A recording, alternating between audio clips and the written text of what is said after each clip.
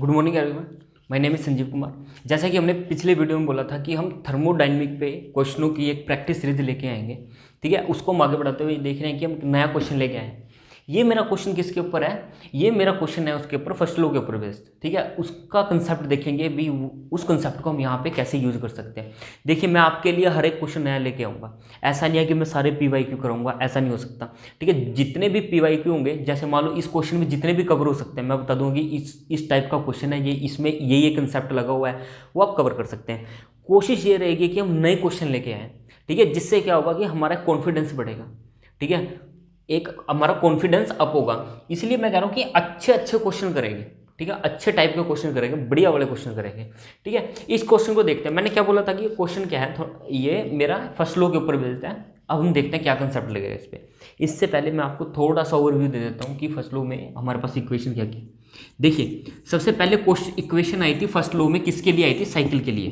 किसके लिए आई थी? साइकिल के लिए। ये रिवर्सिबल के लिए भी हो सकती है एंड इरिवर्सिबल के लिए भी हो सकती है, ठीक है। ये किसके लिए आई थी? साइकिल के लिए।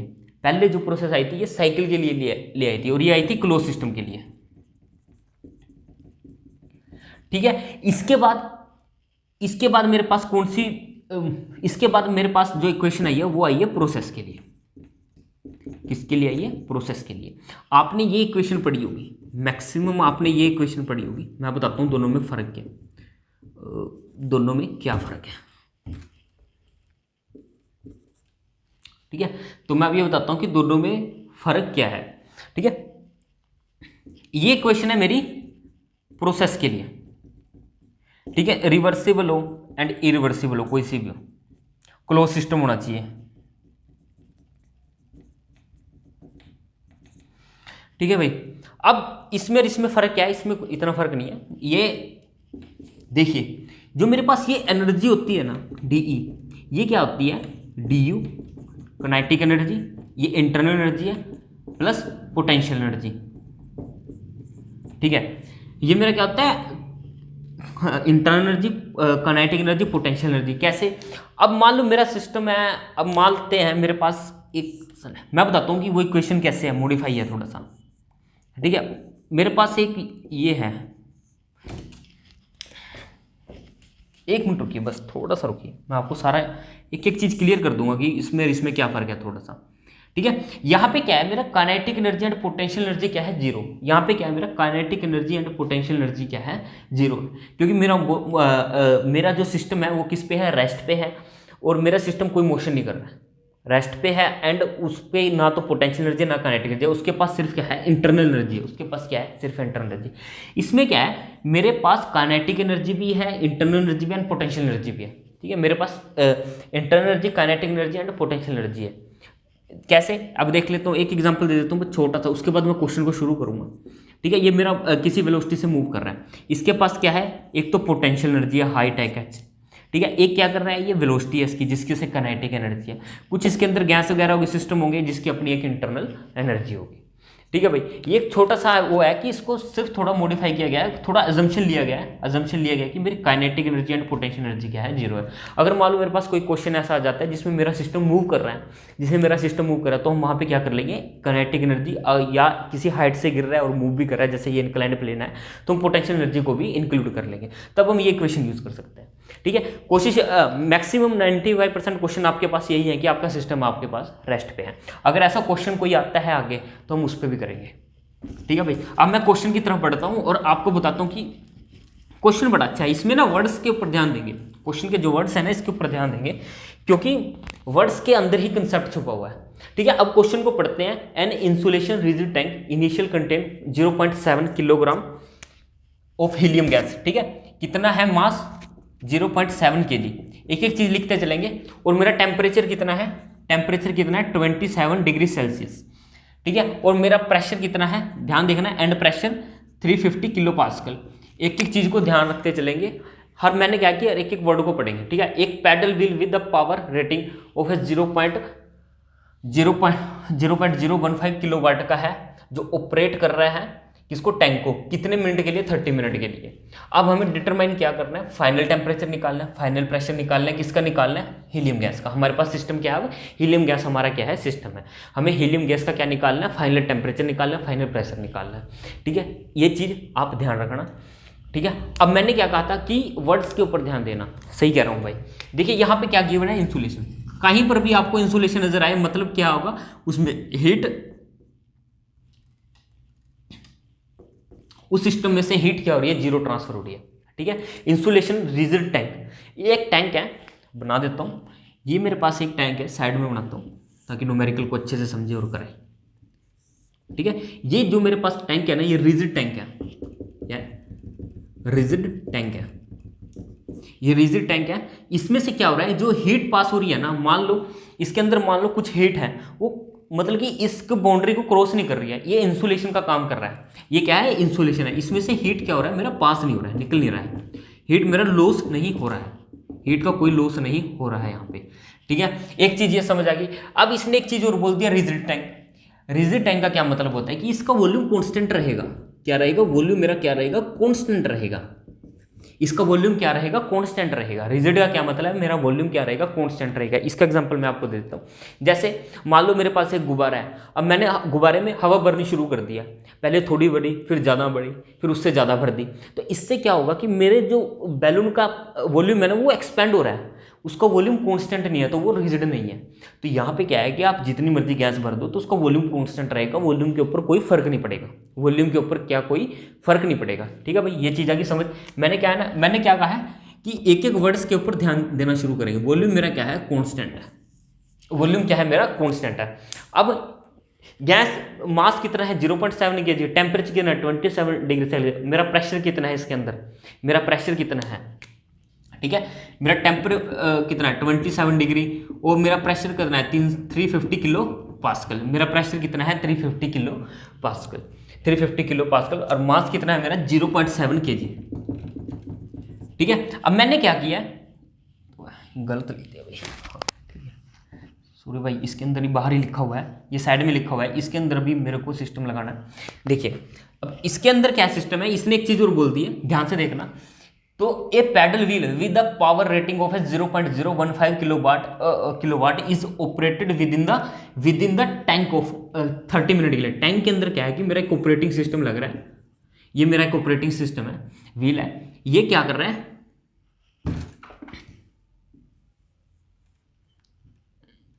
ठीक है, ये ऑपरेटिंग सिस्टम है, ये क्या कर रहा है, ये रोटेट कर रहा है।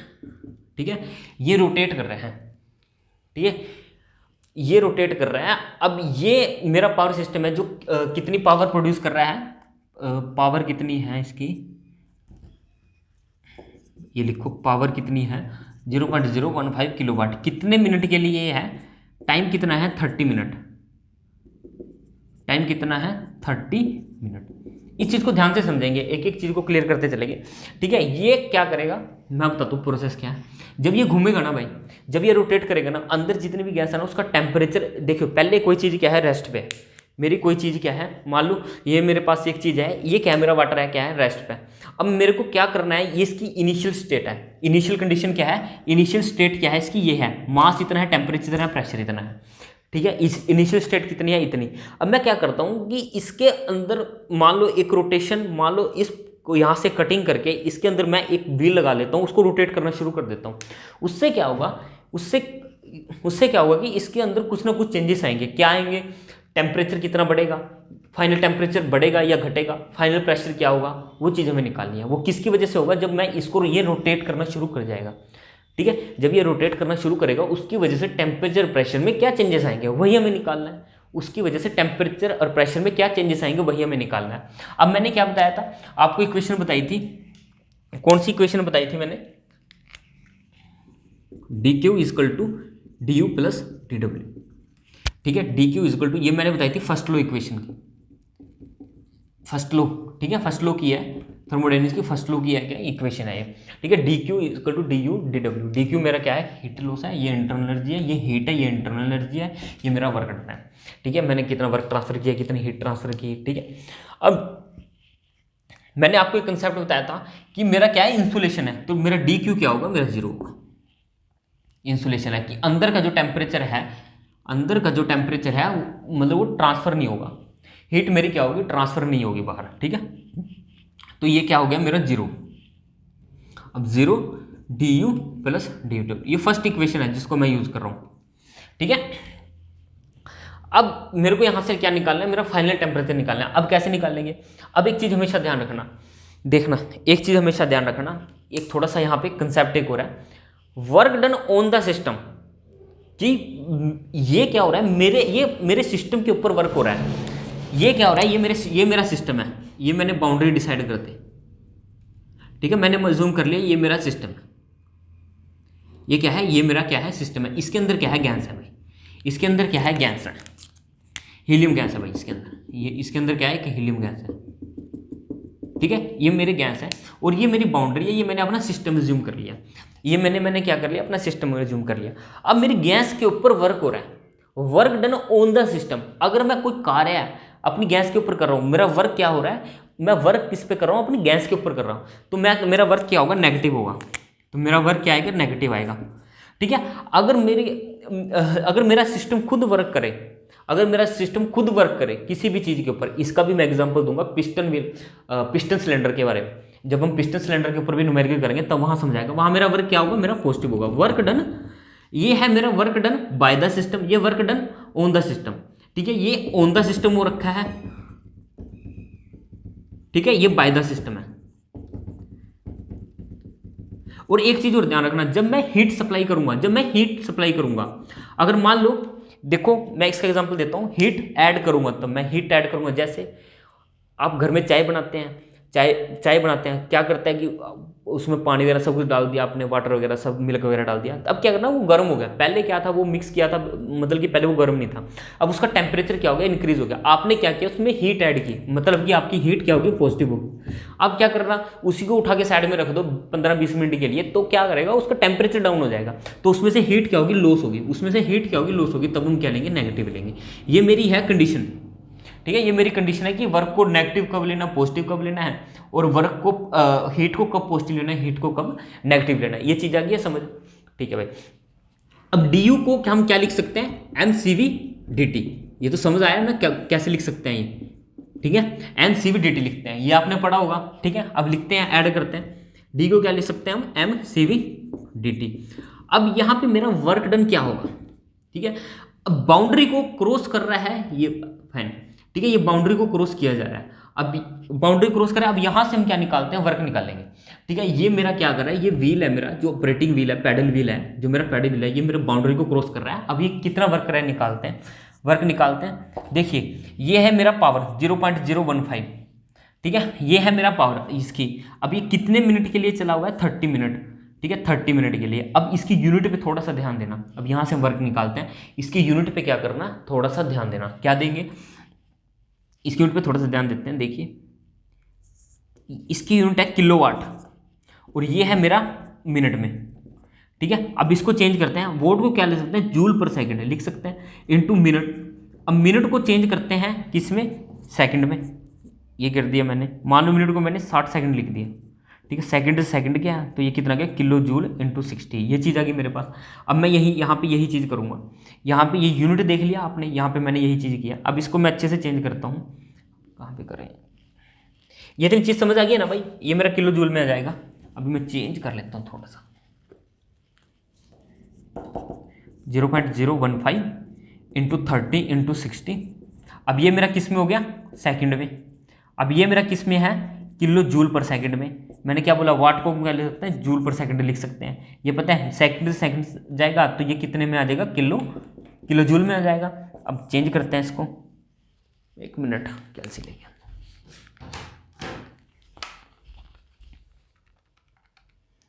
इंटू 30 इंटू 60, ये आएगा आपका 27 किलो जूल।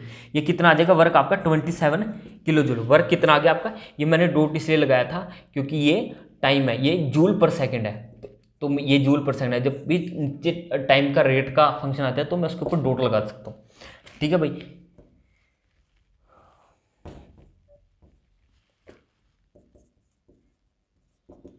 ये चीज़ आइए समझ। अब वर्क में कितना आ गया, 27 किलो जूल। अब बताओ मेरा वर्क नेगेटिव होगा या पॉजिटिव होगा? मैंने सिस्टम के ऊपर काम किया है तो मेरा वर्क क्या है, नेगेटिव है। ऑन द सिस्टम क्या है तो मेरा वर्क कितना आएगा, -27 किलो जूल। यहां से चीज समझ आ गई है भाई, मेरा क्या होगा, किलो जूल में। अब लगाइए मास कितना, 0.7। अब सी भी मेरा गिवन है 3.1156। अब मैं आपको यहां बताऊंगा कितने कंसेप्ट लगे हैं। अभी आगे देखते हैं कितने कंसेप्ट लगेंगे। अब dt है, ठीक है। अब यहां पे कितना है, 27।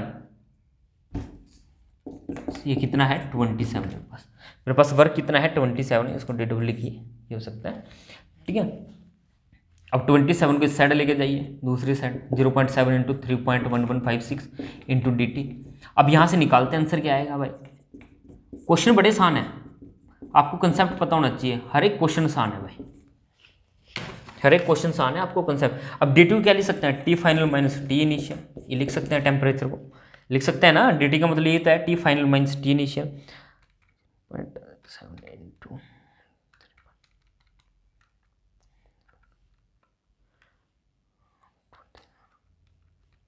अब ये आ गया आपका 12.38। अब क्या करना, टेम्परेचर को ना केल्विन में चेंज कर लेना। ये मैं क्यों बताता हूँ, ऐसा क्यों करना है, 300 केल्विन, इसको टेम्परेचर को केल्विन में चेंज करना, ठीक है। अब टी फाइनल इधर आएगा, टी इनिशियल कितना है मेरा, टी इनिशियल प्लस 12.38 लगाओ, 300 प्लस 12.38। ये भाई क्वेश्चन है गेट लेवल का। कौन सा क्वेश्चन है, गेट लेवल का, क्योंकि इसमें कंसेप्ट काफी लगे हुए हैं। ये क्वेश्चन कितना है, गेट लेवल का। अब मेरा फाइनल टेम्परेचर कितना गया, 312.38। मैंने क्या किया, इक्वेशन को यूज किया और मैंने वर्ड्स को देखा है। इंसुलेशन गिवन है, क्या है, इंसुलेशन गिवन है। इंसुलेशन गिवन है तो मेरा ये क्या होगा, 0 होगा। फिर मैंने इक्वेशन यूज की। अब डी यू क्या आता है मेरा, MCVDT, जो हमने निकाला हुआ है, हमने पढ़ा हुआ है, ठीक है। MCVDT निकालते हैं। उसके बाद क्या किया, मैंने वर्क देखा कि मेरा वर्क कितना है। वर्क आया मेरा कितना, -27 किलो जूल आया। अब 27 dt, अब यहाँ से मैंने क्या किया, dt को हम लिख सकते हैं T final minus T initial, तो मेरे पास फाइनल टेम्परेचर आ गया। अब मेरे पास TF कितना आ गया, फाइनल टेम्परेचर कितना आ गया, यहाँ पे मैं लिख लेता हूँ 312.38 केल्विन।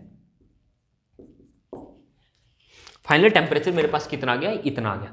ये भाई चीज समझ आई है। अब देखो मैंने क्या किया, अब पैडल व्हील, एक टैंक के अंदर मेरा पैडल व्हील है, मैंने उसको रोटेट किया। उसके चेंज करने से क्या हुआ, मेरा टेम्परेचर इंक्रीज हुआ। उसके चेंज करने से क्या हुआ, मेरा टेम्परेचर क्या हुआ, इंक्रीज हुआ।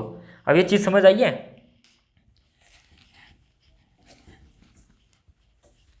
अब ये चीज आपको अच्छे से समझ आएगी। अब इसका दूसरा पार्ट निकालते हैं, बी। ए तो मैंने निकाल लिया, अब बी निकालते हैं। बी क्या होगा, मैंने आपको एक एक चीजें, अभी मैं बताता हूँ ना आपको चीजें कितनी लगेंगी यहाँ पे। जब आप बी पार्ट निकालोगे उसमें भी एक कंसेप्ट यूज होगा आपका, ये वॉल्यूम मेरा कांस्टेंट है, ये कंसेप्ट यूज करेंगे ये, ठीक है। अब बी पार्ट निकालते हैं, मेरे को निकालना है पी फाइनल, फाइनल प्रेशर निकालना है। अब कैसे निकालेंगे सोचो।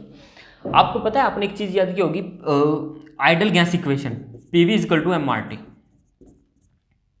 पीवी इजकल टू एमआरटी, हम यहाँ पे आइडल गैस इक्वेशन यूज करेंगे क्योंकि ये गैस है, इसको हमने आइडल गैस मानना है, ठीक है। जितने भी गैस होंगे क्वेश्चन में यूज करूंगा तो आपको उसको आइडल गैस यूज करना है, ठीक है। अब मैंने क्या किया यहाँ पे, अब इसको थोड़ा सा चेंज करते हैं। मेरा क्या है, वॉल्यूम कांस्टेंट है, P/T।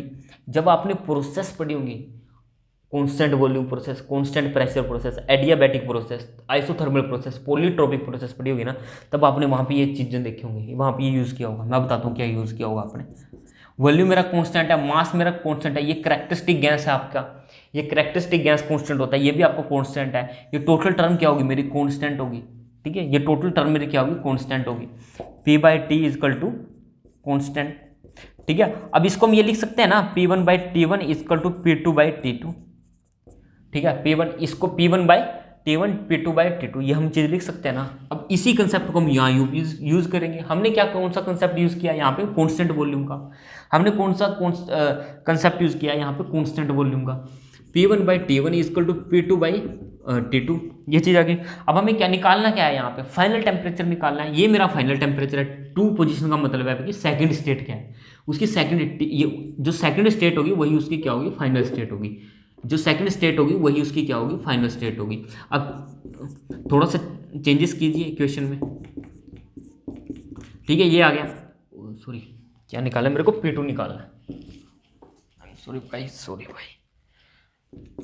P2 क्या हो गया, T2 into T1, P1 by T1 ये आ गया। अब प्रेशर निकालते हैं। देखिए मैंने क्या बोला था आपको कि मेरा ये केल्विन में रखना है। जब भी हम आइडियल गैस इक्वेशन को यूज करते हैं तो मेरा टेम्परेचर किस में होता है, ऑलवेज मेरा किस में होता है, केल्विन में। ये हमेशा याद रखना। तो मेरा टेम्परेचर किस में होगा, मेरा टेम्परेचर किस में होगा, केल्विन में होगा। मेरा टेम्परेचर किस में होगा, केल्विन में होगा। ये बात हमेशा याद रखना। जो मेरा T2 टेम्परेचर है फाइनल, यही मेरा क्या है, T2 है। ठीक है, T2 है, कितना है 312.38। और प्रेशर P1 कितना है 350। अब ये T1 कितना मेरा टेम्परेचर है, T1 बताओ कितना था, T1 मेरा था 300 केल्विन। अब यूनिट की तरफ ध्यान देते हैं। अब T2 कितना मेरा केल्विन में है, T1 मेरा किस में है, केल्विन में है। ये मेरा किस में आएगा, किलो पास्कल में आएगा। तो केल्विन से केल्विन गया तो इसकी यूनिट क्या बचेगी, किलो पास्कल। यूनिट के ऊपर हमेशा ध्यान देना, मैं यूनिट के ऊपर बोलता हूँ, हमेशा ध्यान देना। सबसे ज़्यादा दिक्कत गड़बड़ी कहाँ होती है, यूनिट में होती है। अब यहाँ से P2 निकालते हैं। यही आपका क्या है, फाइनल टेम्परेचर, यही आपका क्या है, फाइनल प्रेशर है। निकालो भाई इसको।